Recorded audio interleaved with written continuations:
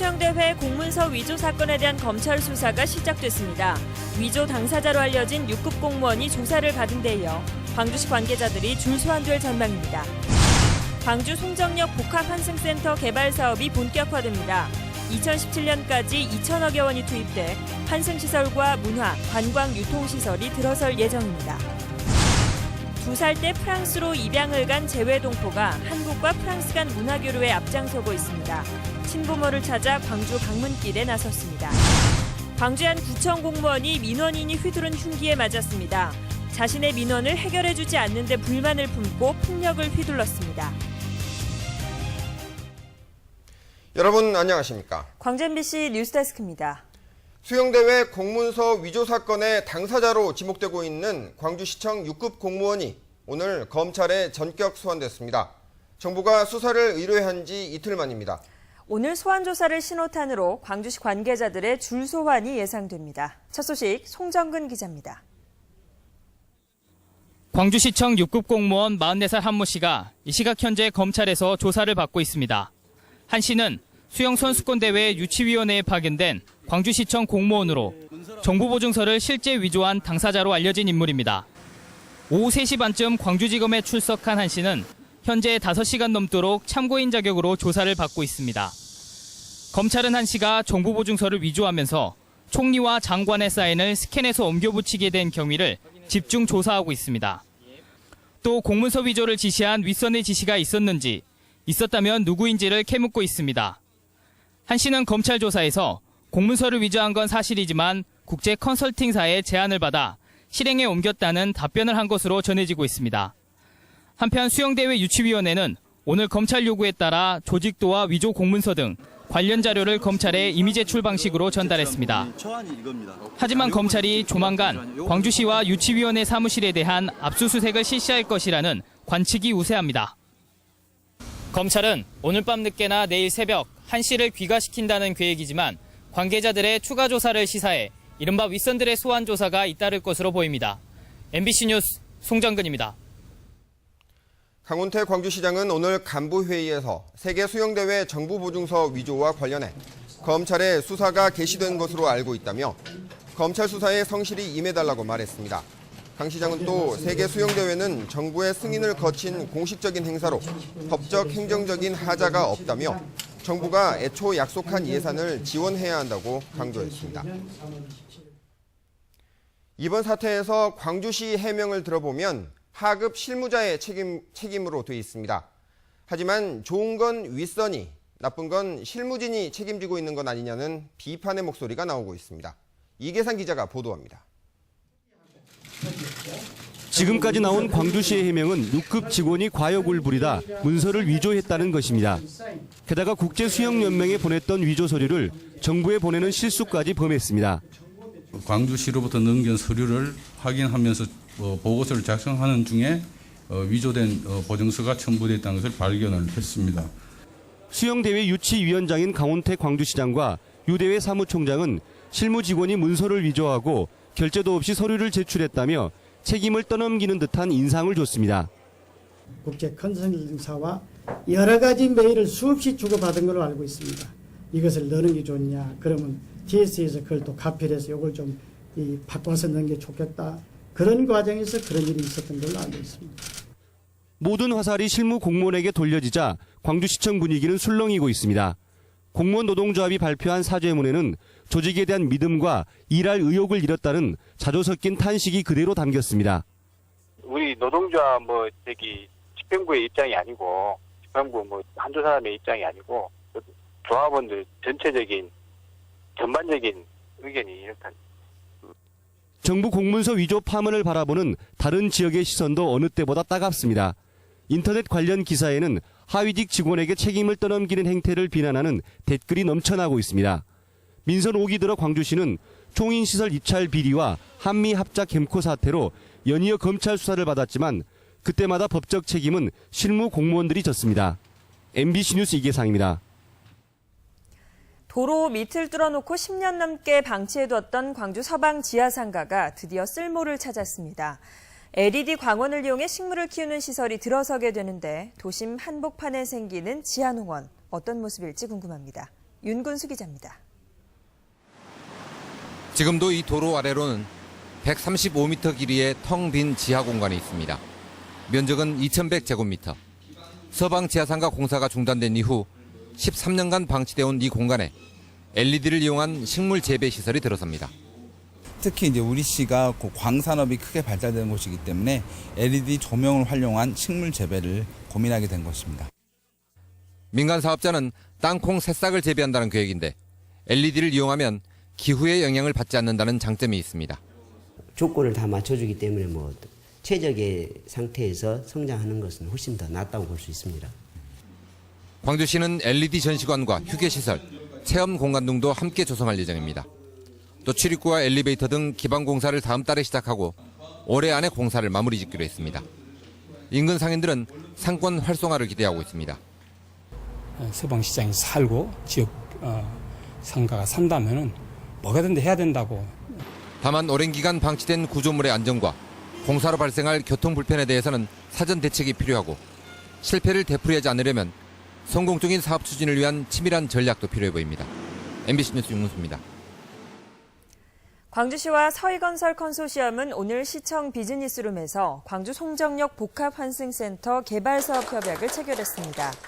서희건설과 교보증권, KT가 출자자인 서희건설 컨소시엄은 내년부터 2017년까지 총 사업비 2,300억 원을 투자해 송정역 일대의 지하 3층, 지상 11층 규모로 환승시설과 문화, 관광, 유통시설 등을 건립합니다. 2살 때 프랑스로 입양을 간 재외 동포가 친부모를 찾겠다며 광주를 찾았습니다. 한국 아동문학을 해외에 알리는 데 앞장서고 있기도 한 프랑스인 엘렌 교수의 사연을 조현성 기자가 소개합니다. 버려졌던 공주가 다른 이의 손에 길러진 뒤 부모를 용서하고 목숨까지 구한다는 내용의 전래동화 바리공주. 지난 2000년대 중반 프랑스에서도 번역 출간됐습니다. 강찬옥이라는 한국 이름을 가진 프랑스인 엘렌 샤르보니에 씨. 이 동화를 비롯해 그동안 50여 권의 책을 번역 출간하며 한국의 아동문학을 프랑스에 소개해 왔습니다. 자신에 대한 한국 내 기록이 너무 부실해 전국을 찾아다녀야 하는 자신의 뿌리 찾기가 언제 끝날지 모르지만 원망이나 분노는 없다며 친부모가 자신을 만나도 미안해하거나 사과할 필요는 없다고 말했습니다. We are really wise, really strong, and really peaceful with the abandon and adoption. 유럽과 미국 등 전 세계에 거주하는 해외 입양인만 24만 명. 하지만 이들의 친부모 재해율은 3%에도 못 미칩니다. 5년 전부터는 파리 10대학에서 출판 경영학 교수로도 재직 중인 찬옥 씨는 무엇보다 그동안 정부가 해외 입양 아동에 대한 사후 서비스에 소홀했다고 지적했습니다. Because it concerns all the country, so it must be a public administration mission with a centralized information. 샤르보니에 교수는 한국과 프랑스 문화 교류의 애쓴 공로로 함블 문화상을 받기도 했으며 우리나라는 지난 5월에서야 입양 아동의 인권 강화 등의 내용을 담은 헤이그 아동 입양 협약에 서명했습니다. MBC 뉴스 조현성입니다. 광주 전남 주요 기업들이 이달 말부터 본격적인 여름 휴가에 들어갑니다. 기아차 광주 공장은 오는 29일부터 다음 달 2일까지 휴가를 진행합니다. 금호타이어는 다음 달 1일부터 5일까지, 삼성전자 광주 사업장은 다음 달 3일부터 7일까지 닷새간 쉬고 에어컨 생산 라인은 8월 중순 이후로 휴가 일정을 미뤘습니다. 무안국제공항의 동남아 전기 노선이 첫 취항하게 됩니다. 무안국제공항에 따르면 내일부터 무안 마닐라 간 동남아 전기 노선이 첫 취항합니다. 운항일은 목요일과 일요일 주 2회로 150명이 탑승할 수 있습니다. 대낮 구청 사무실에서 민원인이 휘두른 흉기에 공무원이 다쳤습니다. 이런 악성 민원인들에 대해 정부가 강력 대응을 경고하고 있고 법원도 실형을 선고하고 있지만 현장에서는 먹혀들지 않고 있습니다. 김인정 기자입니다. 공무원 42살 장모 씨는 이제 민원인 상대하기가 두렵습니다. 구청 사무실에서 일을 보고 있던 이틀 전 대낮 자신을 찾아온 민원인이 흉기를 휘두른 겁니다. 자신이 희귀병에 걸렸다고 주장하는 민원인은 공무원에게 치료비 지원을 요구하고 헤어진 지 2시간 만에 흉기를 들고 다시 찾아갔습니다. 가위를 들고 와가지고 저한테 바로 내리 찍었어요. 제 가슴을 2번 스쳤어요. 그러고 나서 저는 바로 뒤로 도망을 쳤고 그 사람은 쫓아갔어요. 쫓아오다가 공무원들이 흉기를 든 민원인에 시달리는 일이 끊이지 않고 있습니다. 2달 전 광주의 한 주민자치센터 민원실에서는 흉기를 든 민원인이 난동을 부렸다 경찰에 붙잡혔고, 지난해에는 광주시청에서 한 공무원이 민원인이 휘두른 흉기에 다리를 찔리는 중상을 입기도 했습니다. 정부가 악성 민원인에 대한 강경 대응을 주문하고 있지만 정작 현장의 공무원들은 벙어리 냉가슴을 앓고 있습니다. 강력하게 왜 그러느냐, 같이 그분들이 와서 막 욕하고 그러면 같이 할 수는 없잖아요. 같이 대응은 못하죠. 법원은 이런 악성 민원인들에 대해 잇따라 실형을 선고하고 있습니다. 곡성군청에서 난동을 부린 40대 남성은 징역 3년을 선고받았고, 지난해 시청에서 흉기를 휘두른 50대는 징역 4년을 선고받았습니다. MBC 뉴스 김민정입니다. 축협 임원들이 다툼을 벌이다 전기 충격기를 사용한 사실이 드러났습니다. 강진 완도 축협 등에 따르면 지난 17일 강진군 강진 완도 축협 사무실에서 임원 A씨와 B씨가 업무상 말다툼을 벌이다가 A씨가 B씨의 가슴 등에 호신용 전기 충격기를 10여 차례 사용한 것으로 알려졌습니다. 이들은 최근 감사를 둘러싸고 다툼을 벌이다 이 같은 일이 발생한 것으로 드러났습니다. 18년 전 오늘 남해안은 검은 띠로 가득했습니다. 최악의 기름 유출 사고인 시프린스호 사고 얘기입니다. 현장엔 아직도 사고의 흔적과 상처들이 남아있다고 합니다. 권남기 기자가 다녀왔습니다. 안개 사이로 점점이 떠있는 멸치잡이 어선들. 해변의 기암괴석 사이론 파도가 몰아칩니다. 평화로운 해변처럼 보이지만 18년 전 이곳은 검은 기름으로 뒤덮였던 곳입니다. 사이프러스 선적 14만 톤급 유조선인 시프린스호는 계속해서 원유를 유출해 바다 위에 온통 검은 칠을 해놓았습니다. 1995년 7월 23일 이곳 해안에 자초됐던 시프린스호의 원유 저장 탱크가 터지면서 무려 5천 톤의 기름이 쏟아져 나왔습니다. 기름띠 확산 200여 킬로미터, 양식장 피해 면적 3,800여 헥타르, 재산 피해 1,500억 원. 그중에서도 가장 큰 피해를 입은 것은 바로 연도 주민들이었습니다. 자갈을 하나하나 닦아내는 노력 끝에 이제 해변에선 육안으로 검은 빛을 찾아보긴 힘들게 됐습니다. 여느 해변에서나 볼 수 있을 법한 자갈이지만 원래의 색을 찾기 위해선 수많은 사람들의 손을 거쳐야 했습니다. 연도 주민들이 참 돌을 닦아가지고 나와놓으면은 그 포크랭이가 요 자갈을 실어다가 닦았어요. 자연은 제 모습을 되찾아가는 것처럼 보이지만 여기저기 사고의 흔적은 여전합니다. 썰렁하기 그지없는 선착장. 사고 회사에서 매년 수만 마리의 어린 전복을 인근 바다에 뿌리고 있지만 연안 어업은 아직도 사고 후유증이 남아있는 모습입니다. 3분의 1도 안 되죠. 완전 3분의 1도 안 돼요. 그전에는 어쩐 게요. 상당히 물량이 상당히 좋았거든요. 상당히 많았습니다. 물량이. 수산업이 사라진 섬 사람들은 대부분 밭농사로 생계를 꾸려갑니다. 바닷가란 거는 아무것도 없어져. 지금도 그 영양으로 아무것도 못 해먹어요. 조개도 못 파먹어요. 아무것도 못 해요. 그러니까 이제 요 단풍이나 그냥 갈아갖고 이제 생활 쫙 감속잔하고. 사상 초유의 시프린스호 기름 유출 사고.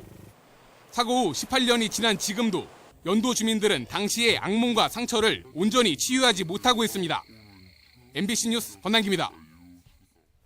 국립수산과학원은 지난 22일을 기해 신안군 해역 일대에 강독성인 노무라 입깃 해파리 주의보를 발령했다고 밝혔습니다. 수산과학원은 이에 앞서 지난 15일에는 보성군 등량만에 보름달 물 해파리 주의보를 발령한 바 있습니다. 전남대학교는 광주 캠퍼스와 여수 캠퍼스에 각각 한 명씩 부총장을 둔다는 내용의 개정 학칙을 발표하고 조만간 부총장 2명을 임명하기로 했습니다.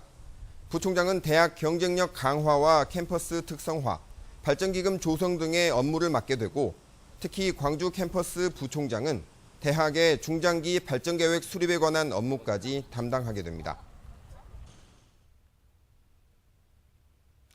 현대 삼호중공업 노사는 기본급 3만 500원 인상, 경영위기 극복 격려금 200% 등을 주요 내용으로 하는 잠정 합의안을 마련했습니다. 노조는 합의안을 놓고 내일 전 조합원을 대상으로 찬반 투표를 실시할 예정입니다. 올 시즌 전반기에 기아 타이거즈의 홈 관중이 소폭 증가한 것으로 나타났습니다.